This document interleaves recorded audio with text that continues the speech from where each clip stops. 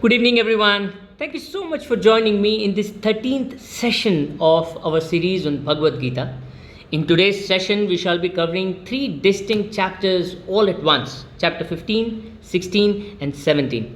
15, 16 और 17वां अध्याय, ये तीनों अध्याय हम एक साथ एक ही सेशन में कवर करने का आज प्रयास कर रहे हैं, लेकिन वो इसलिए भी क्योंकि 15th, 16th and 17th sessions में श्री कृष्ण ने अब तक के सारे ही अध्यायों में जो सीख अर्जुन को दी है और अर्जुन के थ्रू हमको दी है, उन सारे ही सीख की एक उनका एक सार इन तीन अध्यायों में हमें दिया है। और ये सार बताने के बाद हमें वो कह रहे हैं कि अभी हमारे लाइफ को मैक्सिमाइज़ करने के लिए, हमारे लाइफ में पीस को कल्टीवेट करने के लिए, एक प्रोग्रेसिव ग्रोथ के थ्रू हमारे इस लाइफ को आगे लेके जाने के लिए हम क्या कर सकते हैं।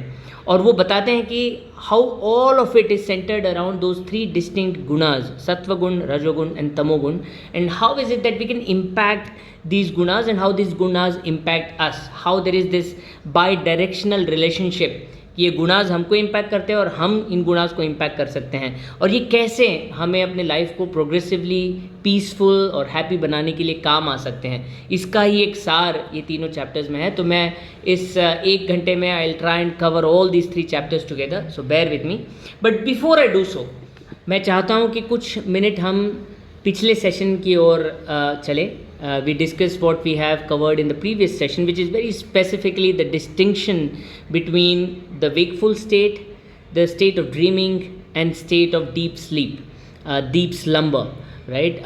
जागृति अवस्था, स्वप्न अवस्था और सुषुप्ति अवस्था, ये जो तीन अवस्थाओं को हमने पिछले सेशन में देखा था और कवर किया था as part of understanding consciousness, कि कॉन्शियसनेस है क्या, ये कॉन्शियसनेस के मायने क्या है, और ये कॉन्शियसनेस के थ्रू हम ये तीन अलग अलग अवस्थाओं को कैसे इनका एहसास करते हैं। How do we experience these three different states of mind from the faculty of consciousness. This is what we covered in the previous session. तो इसमें all I want you to again focus on and understand is the key distinction between the state of dreaming and the wakeful state. What is it कि जब हम dream कर रहे हैं, when we are dreaming, we discussed in the previous session कि जो भी objects हमको दिखते हैं, all the objects that we see while we are dreaming, they actually are coming in from memory, isn't it? None of the objects are coming in from somewhere outside. They are all within the grasp or the universe of our memories.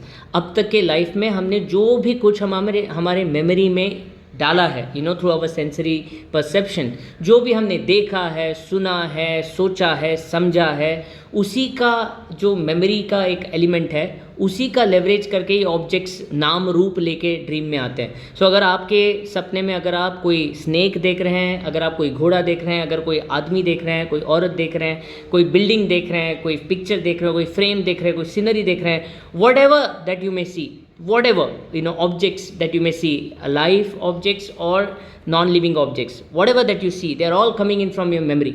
So the name and roop, naam roop, the matter and form of these objects is coming in from your memory. But what is giving them life? The life is independent of the matter of form, right? It is imbibed in the matter and form. The snake is a snake, but the way the snake behaves, acts, is all enlivened by you yourself. It's your mind, it's your consciousness which is giving them life while you're dreaming. All these objects, all that you see, the ghosts that you see, the people that you see, the relatives, the parents, the kids, the wives, the husbands, that all of that you see, it's all enlivened by you yourself. It's your mind who's enliving them, isn't it? And the identity, the self identity retains. आप सपने में शायद सांप बन जाए, आप सपने में शायद घोस्ट बन जाए, आप सपने में घोड़ा बन जाए, आप सपने में कुछ भी बन जाए, whatever matter and form you take in your dream, the you, the self aware identity is very much existent in your dream state as well, so much so that when you suddenly happen to be awake, आप suddenly जब जाग जाते हैं और आपको वो सपना याद रहता है, तो you feel that all those things happen to you, isn't it? If somebody is hitting you in your dream and when you suddenly wake up, you feel that you were hit, isn't it? So the you, the self identity is the same while you are awake and while you are in the dream. So the self identity, the ahamkara is the same. the objects coming from your memory, but what enlivens them is your consciousness. Isn't it so far so good? This is something that we picked up in the earlier sessions. Now, just if we pick up all those things and then apply it to the wakeful state. अब wakeful state में जो objects हैं, जो हम जागृत अवस्था में जो आजू बाजू में देखते हैं, जो buildings देखते हैं, जो चीज़ें देखते हैं, all the matter and form of things that we see around us and that we perceive from our sensory organs, जो भी हम देखते हैं वो matter and form comes in from what? That comes in from matter, force and energy, out there in the nature. It's all there in the nature. So instead of memory, it is coming in from the nature, right? But what is enliving them? What is enliving them is the supreme consciousness, which is enliving you as well. It is the supreme Brahman, the Atman, the Paramatman, the God, the divinity, or whatever you may call it, whatever word you use it. That's the thing which is enliving you and enliving everything else in the universe, right? So matter and form is coming in from the nature, from the matter, force and energy of the nature. And then the life within those elements is coming in from the supreme consciousness.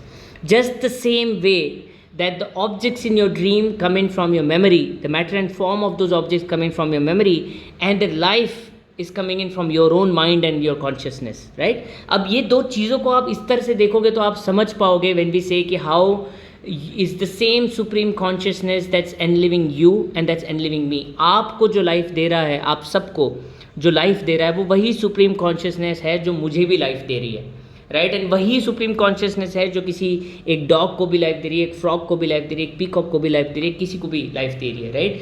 So the eternal consciousness, the all pervading consciousness, is common to all of it, just the same way that our consciousness is common to all the objects that we see in our dream. हमारे dream में हम जितने भी objects देखते हैं उन सब का कॉमन जो एक है वो है हमारा consciousness. It's our consciousness extending into those objects and behaving as those objects in our dreams. But at the end, at the core, if we in our dreams, if we see a snake, if we see a horse, and if we see a ghost, and if we see a relative, all four of them are distinct, and those, that distinction is coming in from the memory. But then what's enliving them, it's our own consciousness. It's the same consciousness that is enliving all four of them. The same way in the wakeful state, no matter how many objects that you perceive and see all around, at the core, at the root, all of them will have the same supreme consciousness which exists in me as well, right? ये मैं इसीलिए शुरुआत किया ताकि मैं ये बता पाऊँ कि there is a sense of duality in our existence, and the duality is of Prakruti Purush Bhed, the distinction between the nature and then what enlivens it. The Purush is something that enlivens the objects, and the objects come in from the nature, the Prakruti, right? So there is a distinction between Prakruti, what is there all around, and Purush, what enlivens it, right? So this Prakruti Purush Bhed is the Dvaitvad from our Vedic scriptures. Now in our Vedic scriptures there are two essential threads of thought, two streams of thought, दो अलग अलग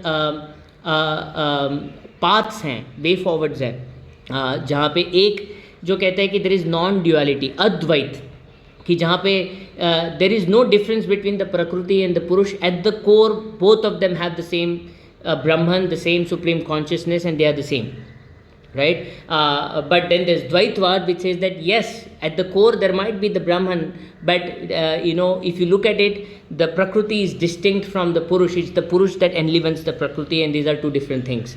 Now आप इसको द्वैतवाद के नाम पे आप दो अलग चीज़ों की तरह से इसको देखो, प्रकृति और पुरुष को देखो, या तो अद्वैतवाद के नाम पे इन दोनों को ही जोड़ने वाली जो चीज़ है वो ब्रह्मन है, वो सुप्रीम कॉन्शियसनेस है, इसलिए देर is no Dvaita, there is only Advaita, there is no duality, there is non duality. No matter whichever way you look at it, आप किसी भी तरीके से, किसी भी पर्सपेक्टिव से इस तरफ देखो, at the end of it you have to agree that there is something called matter and form, nama rupa, और जिसको माया कहते हैं, जिसको प्रकृति कहते हैं, और जिसको कहते हैं purusha, the supreme consciousness that enlivens this Prakriti. And this is exactly what Krishna is communicating to Arjun when he's saying, whatever forms are produced in any womb, O Arjuna, the Prakriti is their great womb and I am the sowing father. What Krishna is trying to convey, that whatever you see, whatever objects that you see in the universe, the form, the matter and form, the maya of them comes in from the Prakriti, from the nature, but what enlivens them is me. And when Krishna is saying me, he primarily means the supreme consciousness, which enlivens all of us in a way, right? But then if that is what is true, the question that will come to you, and the question that Arjun would have, and Arjun asks of Krishna as well, is that if Prakriti and Purush are two distinct things, and it's the Purush that enlivens the Prakriti, in that case what is it that binds the Prakriti to the Purush? प्रकृति और पुरुष दो अलग चीज़ें अगर हैं, द्वैतवाद सच्चा है, दो अलग चीज़ें हैं, तो वो क्या है कि जो इस पुरुष को प्रकृति से जोड़े रखती हैं? What is that glue? What is that Fevicol that binds the प्रकृति and पुरुष together? और उसका जवाब श्री कृष्ण देते हैं कि sattva rajas tamas are the gunas that arise from the prakriti. They bind the immutable self in the body, O Arjuna. So it is these three distinct gunas which attach the purusha to the prakriti. The glue, the fevicol, it is nothing else but these three distinct gunas. Okay, and these three distinct gunas, they come from where? They come from the prakriti. They come from the prakriti, and it's the prakriti, is these three gunas that bind the purusha to the prakriti. Now let's understand this a bit better. What does binding mean? What does these three guna mean? We have already seen what these three gunas or qualities mean. Sattva gun, rajogun, tamogun. We have already discussed this in the earlier sessions. But today we are going to purely talk about them from a perspective of what impact they have to the prakriti, to the purusha, and to all of us, as an outcome. So the first thing is, these are the three gunas that we are born with. ऐसा एक भी व्यक्ति नहीं होगा जो कि ये तीनों गुणों के साथ पैदा नहीं हुआ है. All of us, we have all the three qualities. Of course, in each of us, these three qualities would be in different proportions. So there would be one quality which is in a much more higher proportion than the other two. There must be, and the differential could be less in some, could be more in some. अलग differences होंगे, but there would be one quality which would be slightly higher or way higher than the other two qualities, and then we say that individual is sattvic or rajasic or tamasic based on which is that quality which is slightly higher or much higher than the other two qualities, right? It doesn't mean कि उसमें बाकी दो qualities हैं ही नहीं.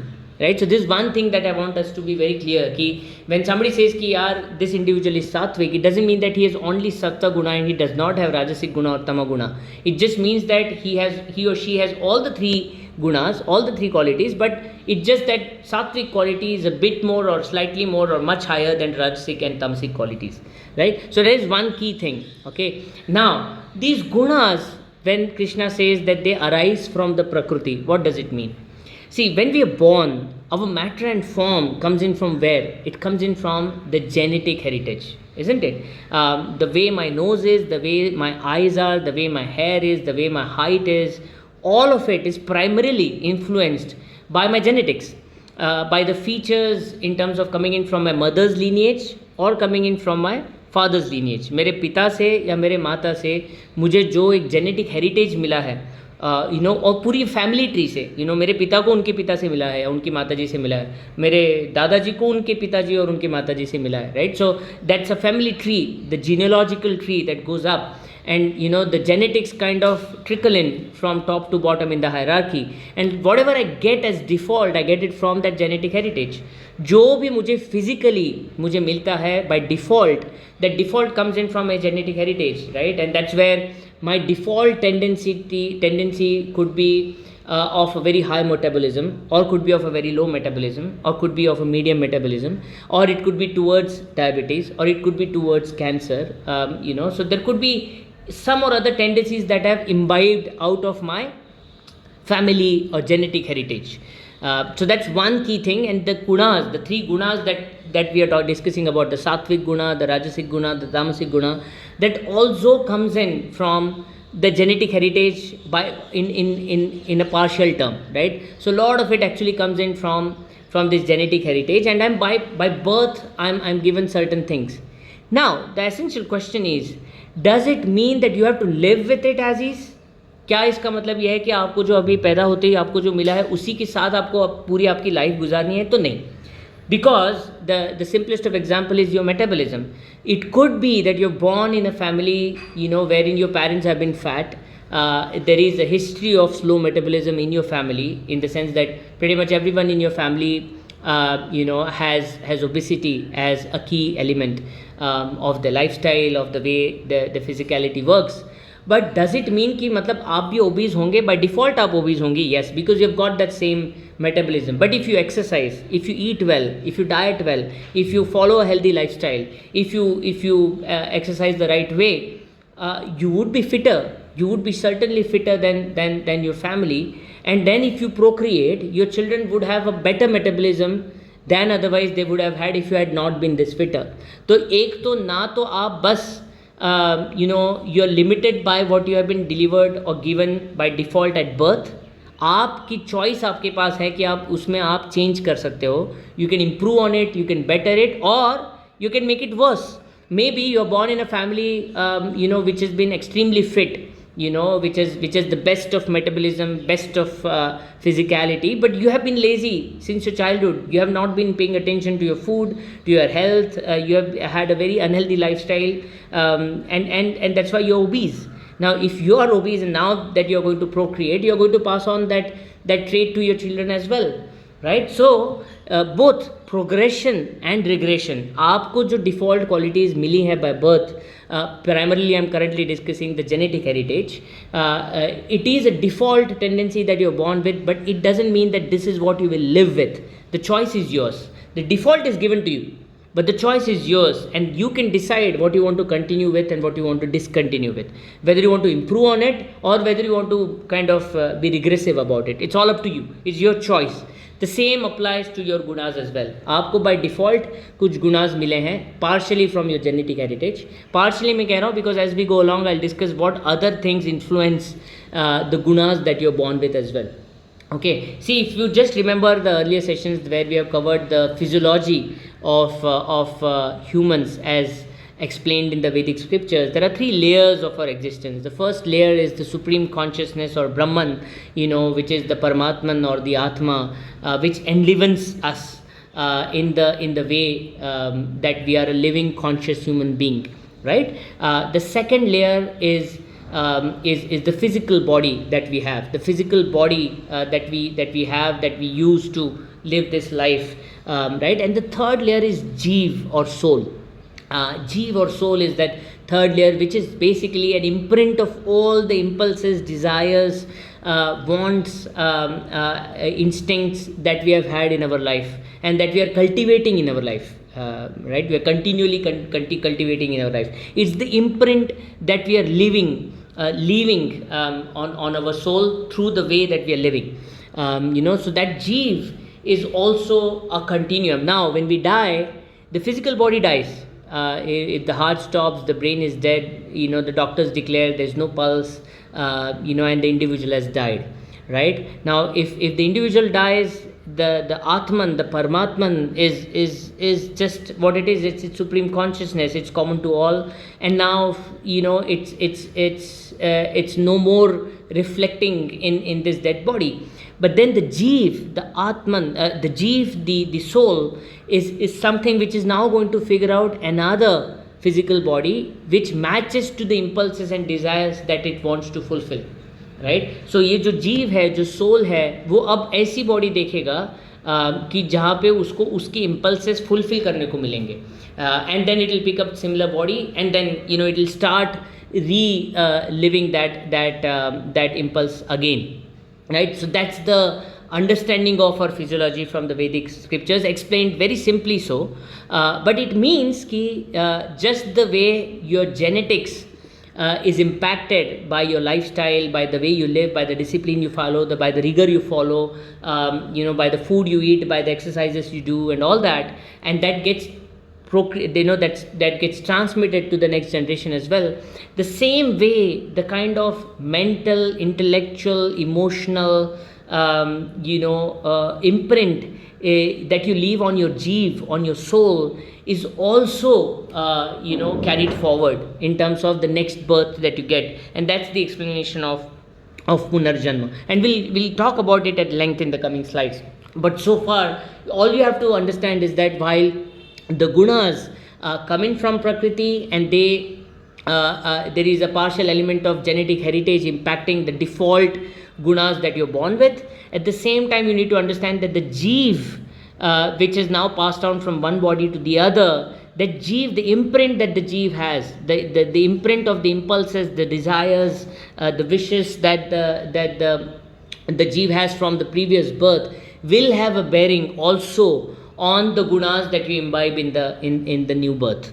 Right? So the gunas, the default gunas that you're born with, they are here because of your physical heritage as well as of your jaivik heritage, as we call it, right? So these are two distinct things that are giving you your default tendencies. So far so good, right? Now, how do these qualities attach? So this is the explanation of, by the way, sattvas, rajas and tamas are the gunas that arise from the prakriti, and how they give you your default tendency at birth, right? And we already discussed that you're not bound by these qualities. The choice is yours to overcome those, better those, or possibly regress on those. It's up to you. It's your choice. It's how you live your life henceforth is what's going to dictate what happens to you, post that, right? So now let's look at how do these qualities bind the purusha to the prakriti, right? So each of these qualities have a specific attachment dimension, as I call it. That is the dimension with which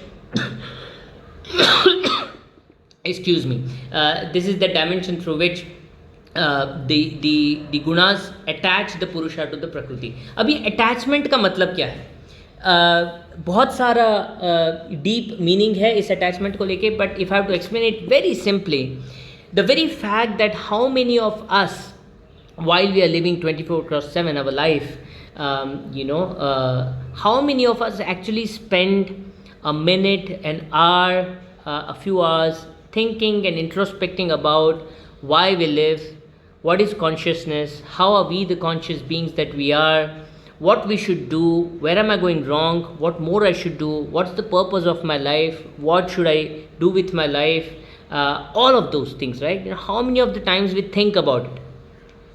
just think about it, how many of the times, हम कितनी बार अपने life में 1 minute, 1 घंटा, कुछ time, कुछ वक्त अपने आप के साथ बिताते हैं, कॉन्शियस होके अपने आप के बारे में सोचते हैं कि मैंने अब तक जो भी लाइफ जी है, जो भी चॉइसेस की हैं, वो सही की हैं, गलत की है, कहाँ गलत जा रहा हूँ, कहाँ सही जा रहा हूँ, क्या करना चाहिए, मेरे लाइफ का पर्पस क्या है, मैं क्यों इस वर्ल्ड में ये लाइफ को लेके आए हैं, और इसके साथ में क्या करूं, how do I maximise my potential, मेरा स्वधर्म क्या है, मेरा पर्पस क्या होना चाहिए, मैंने क्या करना चाहिए, right? How many times do we actually think about it?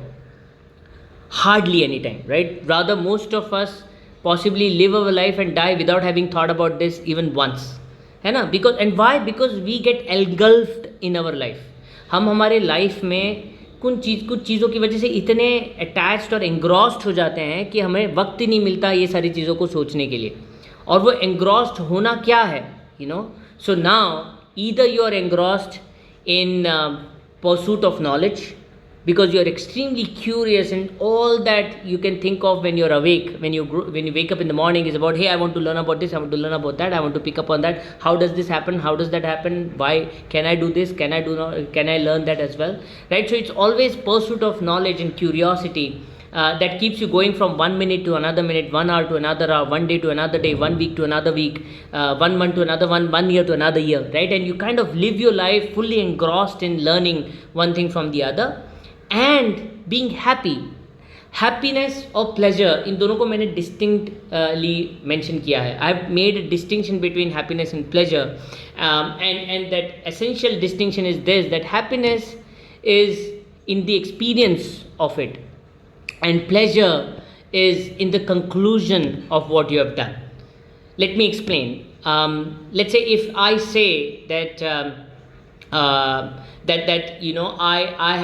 I had a wonderful walk of 2 hours. I enjoyed walking for 2 hours. I enjoyed singing for 1 hour. I enjoyed watching a movie for 1 hour. And that makes me happy. I enjoyed talking to someone closer to me for almost 2 hours. That made me happy. So what are you talking about? You're talking about an experience you have had and the state of your being when you were there, when you were experiencing these things, and you call that happiness. So happiness is a state of being, right? It's not an emotion of an outcome, right? But the moment you say that I get pleasure once I see that I have been able to walk for 2 hours at a stretch. Now you are saying that what I like is not walking, but the fact that I've been able to walk for 2 hours, and that's pleasure, right? So the fact that I'm now thinking of walking from a perspective of what I've achieved rather than what I've experienced, right? It could be in terms of, hey, I could walk for 2 hours at a stretch. It could be that I've lost 200 calories, and that's something that makes me happy. In both ways, you're saying I'm happy, right? But the distinction I'm making is, once you are reflecting on the experience, the sheer fact that walking made you happy, that's happiness in the truest sense, that you're reflecting on the state of experience, the state of being when you're experiencing things. And the fact that when you say that, hey, I walked for those many hours, and the fact that I could walk for 2 hours at a stretch makes me happy, that means you're focusing on the pleasure, you're focusing on the outcome. The fact that you're happy because you lost 200 calories because of the 2 hours of walking that you did, again, you're focusing on the outcome, and therefore it's pleasure. It's not necessarily happiness. It's simple English language distinction that I'm making, but I'm doing it very deliberately to call out the perspective of happiness, and that being distinct in these two things, right? When you're engrossed in the experience of certain things, that's a sattvic tendency. But when you are happy because of certain outcomes, I stood first in the class, and that's something that made me happy, right? So that's a tamasic tendency. That's tendency of pleasure. But I love to study. I love to study, no matter how long, how much I have to study, the studying makes me happy, right? So that's a sattvic tendency. And both are coming in from an angle of happiness and pleasure, right? But there's this distinction. And that's a distinction I'm deliberately calling out, because one, the state of being reflecting on the experience is a sattvic tendency. And an outcome oriented pleasure coming in from achievements and outcomes is basically a tamasic tendency, right? So now, either you're busy living your life purely out of curiosity being the theme, curiosity towards knowledge and curiosity to experience new things, because that experience makes you happy, then you are attached to your life by sattvic tendencies, and by way of which then you hardly do take time out of your life to contemplate on the larger questions of why do you exist, why you're here, what's your purpose, and what you should do with your life, right? So that's the attachment which Krishna is reflecting on when he says that, hey, the gunas bind the immutable self in the body, right? Because if you stay silent for a while, if you meditate on your own self for a while, if you ask yourself the question, who is conscious when you're saying that I am conscious? Who is it that is experience all that is being experienced? What is the larger purpose of you being in this universe? What is it that you're supposed to do in this life? What will make you feel the peace that comes in from a long, sustainable, long-term happiness rather than short-term pleasures? Once you start thinking on these things, that is the time when you're slowly detaching from an eternal cycle of curiosity of something, knowledge of something, experiencing something, feeling happy, and then having another curiosity of something else, right? That's a cycle, right? So that is the attachment which Krishna is reflecting on, saying these gunas kind of engross you into your life, and that's makes you attached to your life in so a way that you hardly think of introspection and meditation and all of it. The second tendency is rajasic tendency, which is a tendency where you're now not focused necessarily on curiosity or knowledge or experience, but rather on ambition and achievement. You're thirsty for success, for achievement, for a particular ambition to achieve certain things. But while you're doing so, you're aligned to the principle of sacrifice, in the sense that you know that if you have to achieve something, you'll have to give something as well. You understand the give and take principle of the universe, that you have to give something to get something, and you recognize that, you value that, you respect that, and you're eternally in a cycle of giving something to us to achieve something, and that cycle repeats endlessly, and that kind of gets you fixated into your life so much so that you forget to introspect, right? And that's why the key theme here is thirst. But the key distinction is that while you're in this cycle, you recognize the principle of sacrifice and you realize कि हाँ, there is a give and take, कुछ पाना है तो कुछ खोना पड़ेगा, and you're okay with that, right? And then there's a tamasic tendency where there is this avoidance of principle of sacrifice and you're in it purely for pleasure. So you want outcomes, you want the pleasure that comes out of achieving something, of driving certain outcomes. You possibly are ambitious as well, but the key distinctions is that you have an avoidance of principle of sacrifice, and that's why the laziness, the ignorance is the key theme here when it comes to tamasic tendency. That hey, you want shortcuts, you want the best of body, but possibly you don't want to exercise for it, you don't want to eat the right food for it, but you want the right body, and that's why you are never happy because you're never striving to achieve that. You're never ready to give something in order to get something that you want, right? And that's the tamasic tendency. So far so good. And there's a sense of not necessarily hierarchy, but there's a gradual progression from a tamasic tendency to a rajasic tendency to a sattvic tendency, which means that because you're ignorant and lazy and you don't recognize the principle of sacrifice, it will take you some learnings to figure out that hey, it can't be done, I have to be able to give so that I can get, and I'll have to kind of align to that principle of sacrifice, and then possibly therefore be able to achieve something that I want. It will take you a while and learn and pick up and mature yourself, so that then you can gradually move from this tamasic tendency to a rajasic tendency, and then it will take you again some time, some learning to mature yourself and figure out that hey, this eternal cycle of one ambition after the other, one sense of achievement after the other is never going to give you lasting peace, but it's the very experience of certain thing, it's very act of doing certain thing with full focus and attention as part of duty is what actually gives you the lasting peace. That is when you will be gradually moving towards the sattvic tendency. So there is a sense of gradual progression from a tamasic tendency to a rajasic tendency to a sattvic tendency, and there is a sense of regression as well, in terms of hey, a sattvic tendency person somehow regressing into somebody who is now ambitious and focused on thirst towards certain achievements and all that, and is ready to sacrifice for that, and then possibly regressing further into somebody who doesn't want to sacrifice anymore but still wants something easy and quick, right? So now you would see there is no level, there is no hierarchy, there is no this is better than the other. It is just that these are three distinct levels of existence, and there is a sense of direction in these states. So from a tamasic to rajasic to sattvic, there is a progressive direction, and from a sattvic to rajasic to tamasic, there is a regressive direction.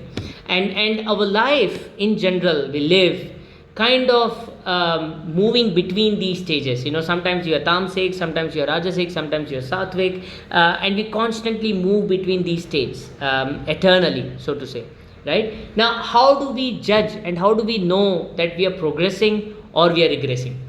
जैसे मैंने कहा कि हम बचपन से जब पैदा होते हैं तो हमारे पास में कोई डिफ़ॉल्ट क्वालिटीज़, 3 गुणास हमारे पास में है, विच मेक्स अस ईदर अ सात्विक पर्सन और राजसिक पर्सन और अ तामसिक person on specific areas, on specific dimensions, on specific elements. Because ऐसे नहीं है कि हम सात्विक है तो हम हर मामले में सात्विक है. शायद हम कुछ मामलों में सात्विक है, कुछ मामलों में तामसिक है, कुछ मामलों में राजसिक हैं, right? But essentially these are all our default tendencies. Now the way we live, the conscious choices that we make in our life decide whether we are now progressively moving forward or we are regressing downward in some way, right? How do we judge? How do we know that we are on the right track in terms of progression or we are in the wrong track in terms of regression? How do we know that? And that's a question that Arjuna asks, and that's when Krishna is explaining that, hey, if you are somebody who is picking up on one or more of these following traits, just remember my words, right? One or more, because it's next to impossible to be a person who will have all those traits, all these traits. All these traits is very difficult. You will mature after so many years of conscious action and learning and training, mind control, sense control, and all of that to finally get to these qualities and attributes and traits. But if you see yourself progressively imbibing one or more traits one after the other, then be aware that you're progressing. What are these traits? Fearlessness. Fearlessness का मतलब ये नहीं कि मुझे किसी से डर नहीं लगता है, मैं किसी गुंडे से नहीं डरता, या मैं मरने से नहीं डरता, या so the fearlessness, the word here used in this verse doesn't reflect on that sense of fearlessness. It reflects in the sense of fearlessness about the future, that I'm not anxious about what's going to happen in the future. I'm not worried about what will be the outcome of what I'm doing at this point of time. Will I get the love that I'm giving at this point of time? Will I get the respect that I deserve to get given the work I'm doing? I'm not afraid about what's in store for me in the future, and I'm not afraid of what I've done in the past as well. I'm able to forgive myself for whatever I was, for whatever I've done, because I recognize that I have grown out of it. I have learnt my lessons. I have picked up myself. I'm now an improved version of myself. I have let go of all that I was, and I've forgiven myself for what I was, and now I'm an improved person. So I'm not afraid of who I was in the past. I'm not afraid of what I have done in the past. I'm ready to own that up, right? And I've forgiven myself, and now I'm also not worried about what's going to happen in the future. I'm 100% focused on the present.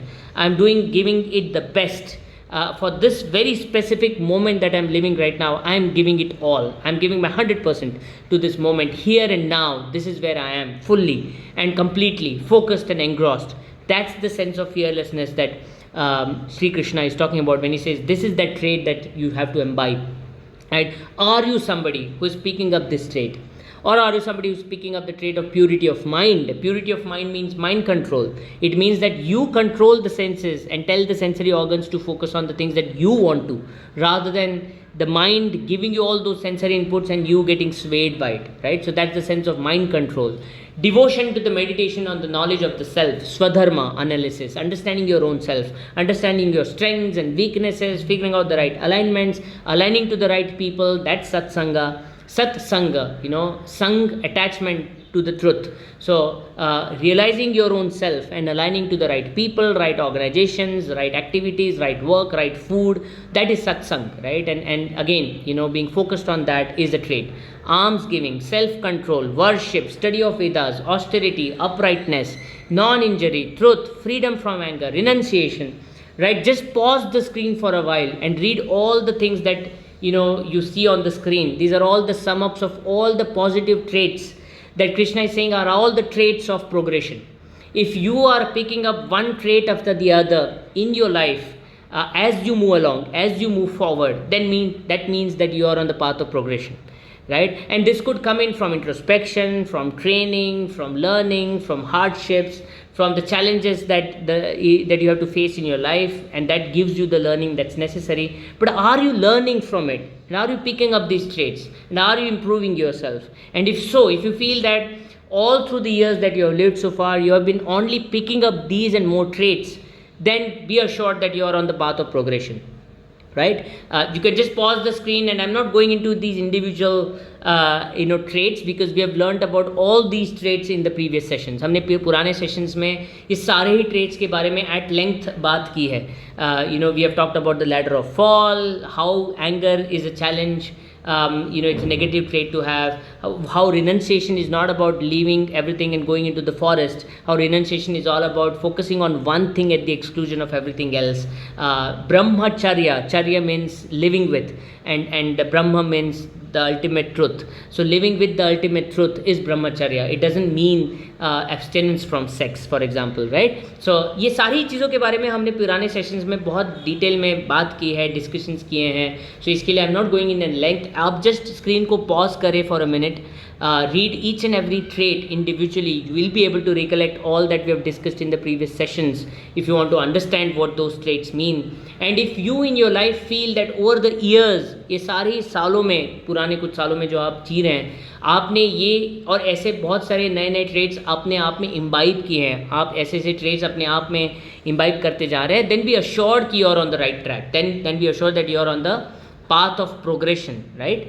But if you are picking up some negative traits on the way, and what are those negative traits? Pomposity, showing that you have achieved something, showing that you have done something, showing that you have done something worthwhile, arrogance, self-conceit, wrath, anger, rudeness, ignorance, right? These are all the traits that if you're imbibing, then be assured that you're on the regressive path. You're on the path of regression, right? And all of this you'll be able to note only if you introspect. Otherwise, you will never note all of that, right? And that's when Krishna is telling Arjuna that, hey, Arjuna, be assured, I know you enough to tell you that, hey, you are a person who's on the path of progression. You have all the right traits and you have imbibed all the right traits. Just that at this point of time, because of the situation that you're in, you've probably lost confidence in yourself, right? But hey, shook away all that doubt and fear that's coming into you, and be assured that you are a person who's having a divine destiny, who's coming here on the path of progression, and be firmly on that path without getting swayed again, right? That's what Krishna is telling Arjuna, right? And one key thing that Krishna conveys to Arjuna is that bewildered by many thoughts, ensnared by the net of delusion, addicted to the sensual enjoyments, they fall into the foul narka. They means who? They means people who are regressing, who are on the path of regression. They eventually fall into a foul nark. The reason why I've highlighted this very verse from the 16th chapter is because I want to convey that in our Vedic scriptures, there is no, of course, there is a discussion on Swarg and Nark or hell and heaven. Yes, there is. But then it's completely different from the way the hell and heaven is explained or described in other religions.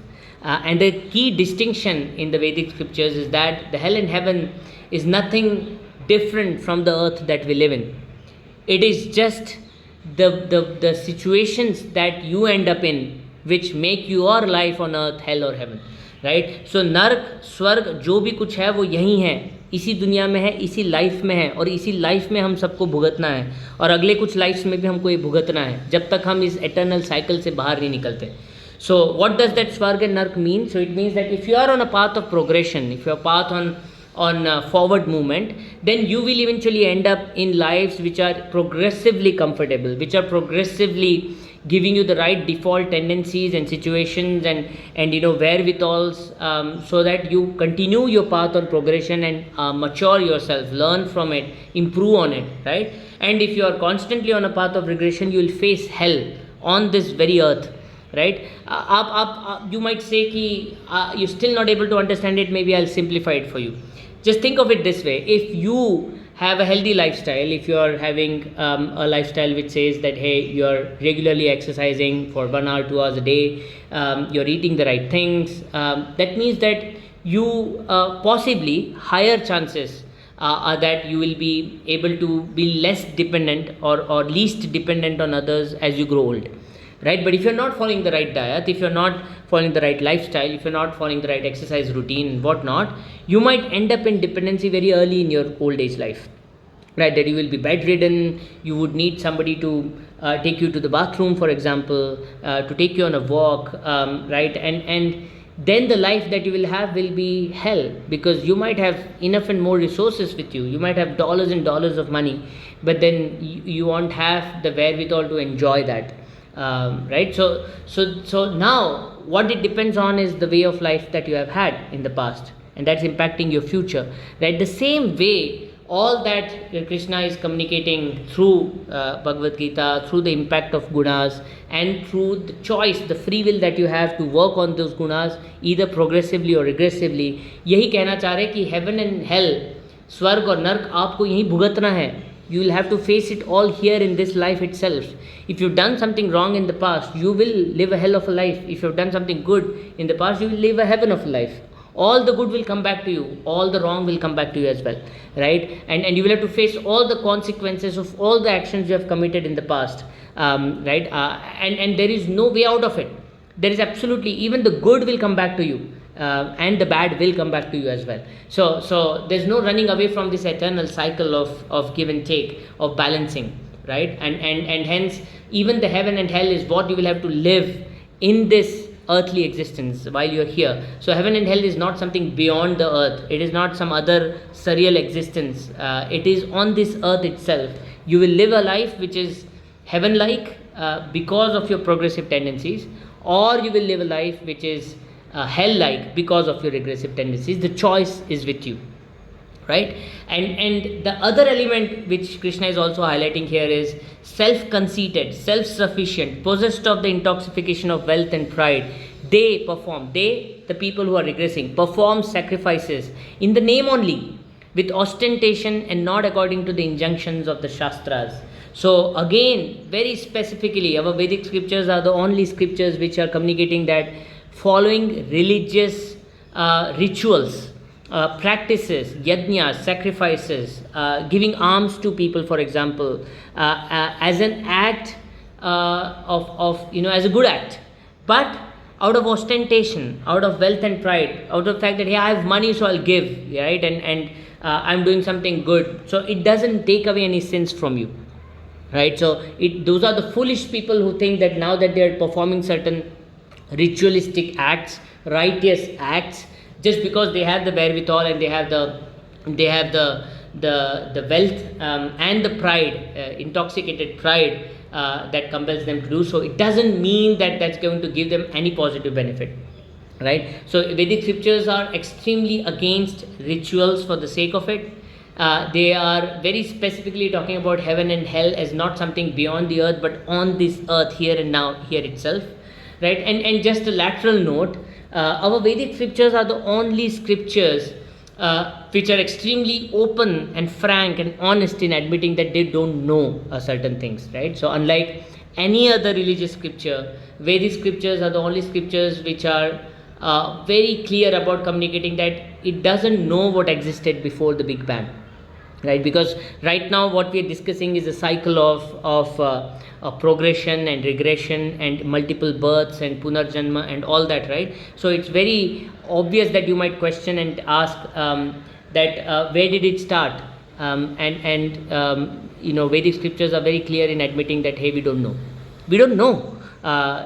what happens when we finally achieve moksha. The Vedic scriptures end it by saying that, hey, we become the eternal consciousness that's all pervading, that exists everywhere, which is at the root of it all, but that's it.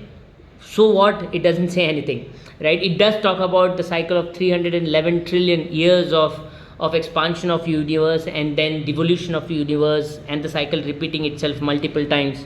But then where did it all began and what it was before it all began? Vedic scriptures say we don't know, right? So just a point to note here that Vedic scriptures are all about experiential understanding, and then they document all that you can possibly experience in blood and flesh in your own real life. Whatever you can experience is what it's written in the Vedic scriptures, and wherever there is a constraint on that experiential learning, there is a constraint on that experiential understanding, it says I don't know, right? So that's the beauty of the Vedic scriptures. Now coming back to this point, so what is this whole logic behind the cycle of yonis or the principle of punarjan?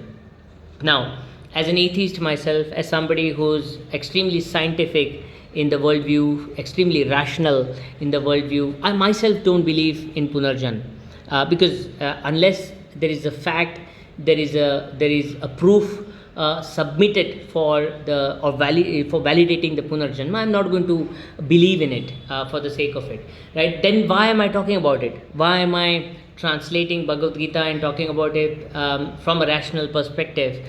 So there is a reason behind it, and I'll come back to that. But before that, let's address a few specific questions that arise when somebody is talking about punarjanma. And at least, while I cannot still validate whether punarjanma is true or not, whether the cycle of yonis is true or not, but at least certain questions, there are very specific answers to that, right? What are those specific questions? First question is कि अगर पुनर्जन्म सच है, if the punarjanma, the cycle of yonis is true, what would explain the increase in the human population, right? जैसे हम कहते हैं ना कि पुनर्जन्म, the whole principle of the cycle of yonis is that you take multiple births, so that you mature, you progressively move forward and learn and understand that, hey, you have to get out of this eternal cycle of births and deaths, and then ultimately you achieve moksha, and then you go out of this eternal cycle. So it means that there is a cycle, there is a journey of multiple births and deaths, so that you eventually exit out of it. So there must be exits happening, right? So which means if we start with 100 people, there might be certain people who are exiting from the cycle, and there are probably only 80, 70, 60, 50 people left. So if this logic is true, then it must be true that when it all began, the number of humans must have been way higher than what they are today. But what we see on the ground is exactly the reverse, right? What we see on the ground is that the number of human population is only increasing. It's only increasing further and further and further, right? In India, when we were millions just a few decades back, now we are 1.3 billion people, right? The story is the same for all the other countries. Some in much more rapid, accelerated fashion, and some much less so. But the overall global population has only increased, through these years, never decreased. तो फिर पुनर्जन्म का logic क्या है, right? So which is where the first answer to this question is that, hey, it's not cycle of human births and deaths. It's a cycle of yonis, which means you as an individual life form can take progressive and regressive births into distinct yonis, into distinct species, right? You can be born as an animal, you can be born as a bacteria, you can be born as a plant. So it's a cycle of yonis, it's not a cycle of human birth and death. So punarjanma means you can actually take up a birth as a non-human as well, right, if you regress.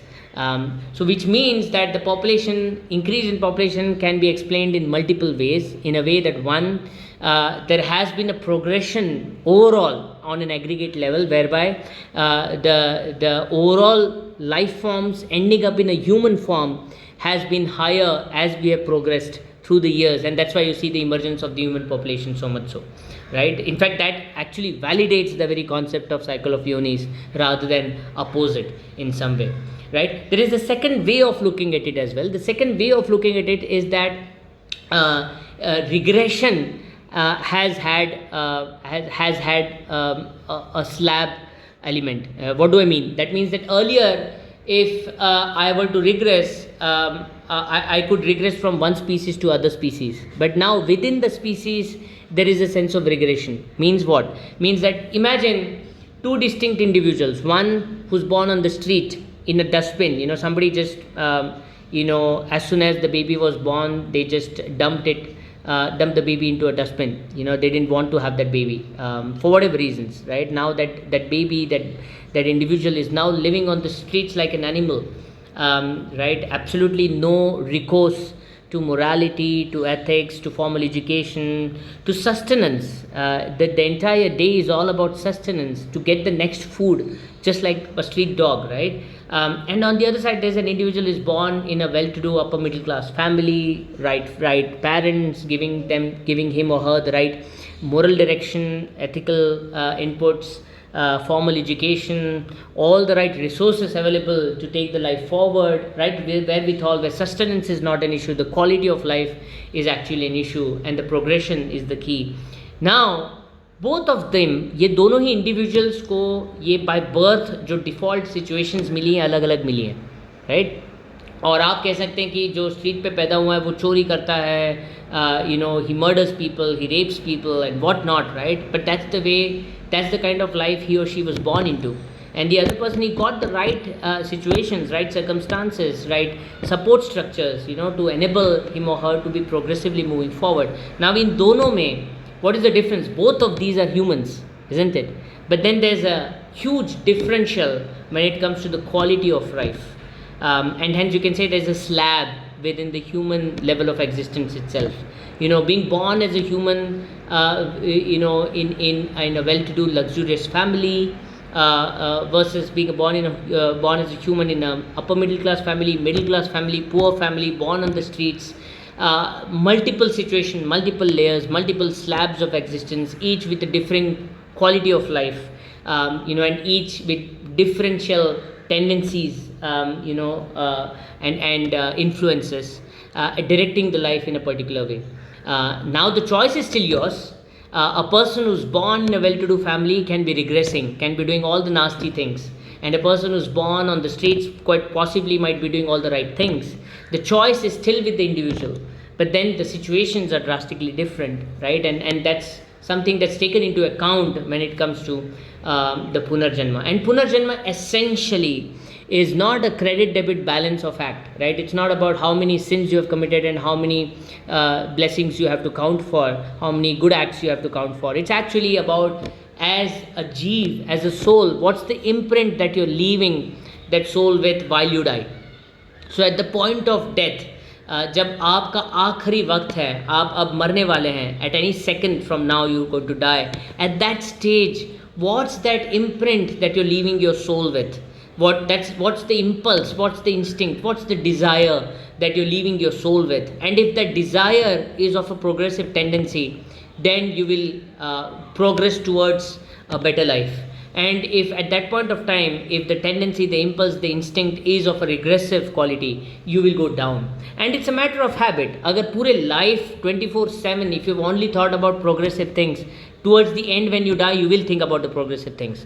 But all through the life, you have lived a regressive life. Towards the end, at the end, it's impossible for you to be able to have a progressive thought, right? And hence it's a matter of inculcating habit and discipline and mind control and sense control for you to progress, and of course getting the right structures and support tiers to enable you to do so. But then it's all about that. At the end moment, while you're about to die, what is the imprint that you're leaving your jeev and soul with? Because that's going to figure out the right match for it, the right body which will help him or her fulfill that specific impulse or imprint, right? And it will then get that particular yoni. Right now, the second question could be that, okay, I understand progression. I understand that, hey, I start from something which is much lower in the hierarchy, much lower in the maturity, and I progressively move forward one birth after the other, and I eventually end up in moksha and go out of this cycle of birth and death. I understand the progression. But how do you explain regression? If I'm continuously regressing one birth after the other, at what point of time the shift towards progression would happen? How will that shift happen, right? So there again, there is a slight explanation on bhog yonis and karma yonis. So the essential distinction is between those living entities, those living life forms who have sat asat vivek buddhi, sat vivek buddhi as we call it. Vivek buddhi is nothing but self-awareness, a sense of conscientiousness, conscience, right? You know, with what I'm doing, whether it is right or wrong, right? A point of choice, deliberation on a point of choice. Should I do this or should I do that? You know, an act, a moment of being able to choose one or the other consciously, right? So there are only specific few life forms who have that as a quality within them, and human beings are one of those. They're not those only ones, right? Of course, they have the highest qualitative attributes when it comes to this point of choice, in terms of, you know, multiple dimensions on which they can have this point of choice, whereas there are some simple forms, life forms, where they still are able to have this point of choice, and they can make that point of choice as they live, but not with as many dimensions as humans do. But then yes, there is a sense of sat asat vivek buddhi, right wrong point of choice making. And there are certain life forms who are bhog yonis, who have absolutely no qualitative understanding of right versus wrong, of point of choice. They live with impulse, they live with instinct. If they're hungry, they look for food. They have only one way of looking for food, and they opt for it. If they get the food, they survive. If they don't, they die, right? So it's bhog yoni. They live on instincts, they live on impulses. You know, the simplest of bacteria, the simplest of viruses, the simplest of aquatic life, and you know, few life forms, simple life forms, they're all bhog yonis. They live out of impulses and instincts. And the moment you fulfill your life obligations, you automatically progress to a higher life form, right? So the shift happens purely out of regression when you move from a karma yoni to a bhog yoni, because there the sheer act of living through your bhog yoni is an act of progression in itself, and by default you move up, and then you again get into the journey of bhog yoni to karma yoni, and from the karma yoni, depending on the choices you make, you progress or you regress again, and the cycle continues.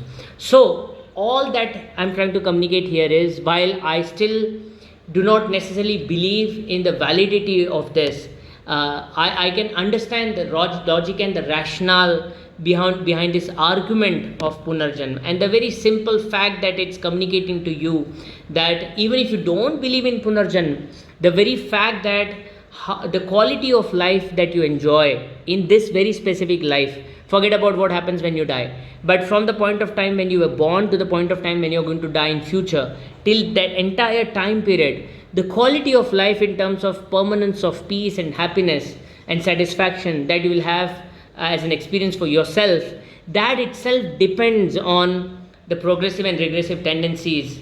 For me, it's more than enough to be able to focus on progression rather than regression, right? And that's all that I'm limiting myself to when it comes to these chapters, rather than going into the debate of punarjanma hai ki nahi hai, sach hai ki jhoot hai, kya hai, rather than getting into that, all I'm focusing in is that yes, the progressive tendencies as articulated by Krishna are those that actually yield a much more peaceful, a much more calmer, satisfactory existence for me in this life, in this very specific life, rather than a regressive trait and a behavior. So why not focus on building a progressive tendency for myself rather than a regressive one, right? So I leave you with that thought rather than complicate it with logical arguments for and against punarjanma, right? Now, but I did explain the logic and rationale of punarjanma so that the next few verses make a few more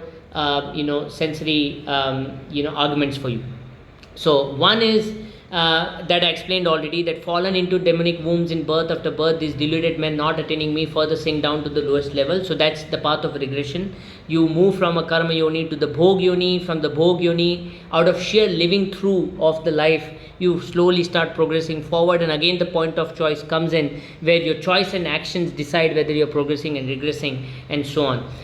The point that Krishna is making very clearly is that desire, wrath and greed, these are the three key negative traits that bind you to the path of regression, right? So if at all within your life, if you are able to consciously stay away from the cycle of desires, from the destruction that anger can cause, and the greed that result in, if you are able to stay away from these three negative traits itself, it's a progression in itself, right?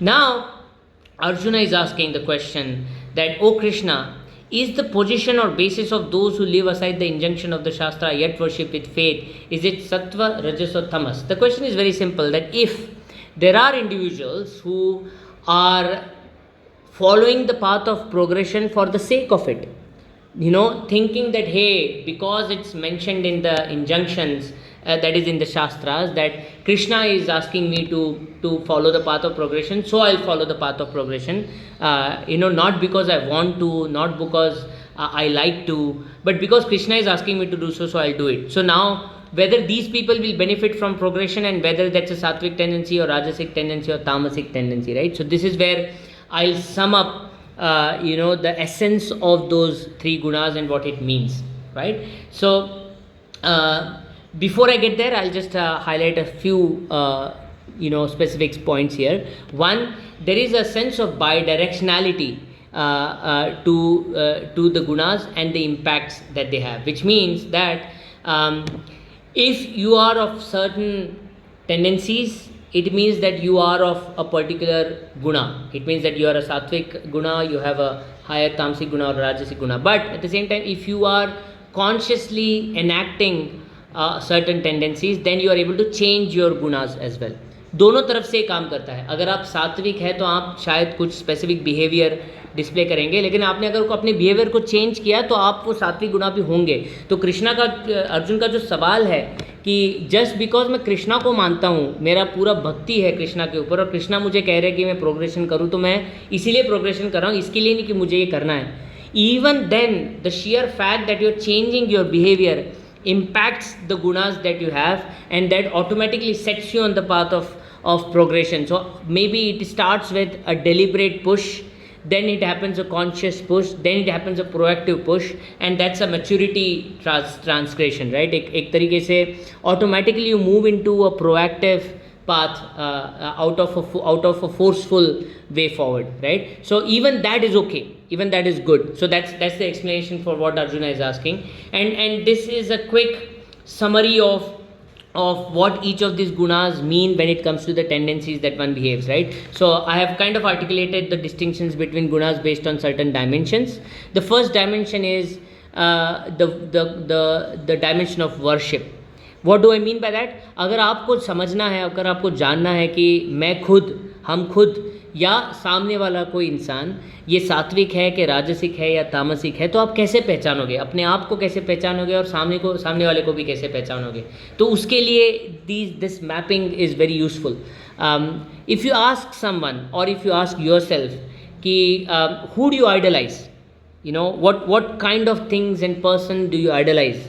Now if the individual answers ki I idolize not the individuals but the qualities, you know, rather than saying ki I idolize Tendulkar, if he or she says I idolize the commitment to the game, I idolize the determination, I idolize the hard work that was put in, I idolize the modesty, you know, then that's a sattvic trait. Why? Because the individual is dehumanizing the qualities. That means he is segregating the human from the quality and is idolizing the quality and not the individual.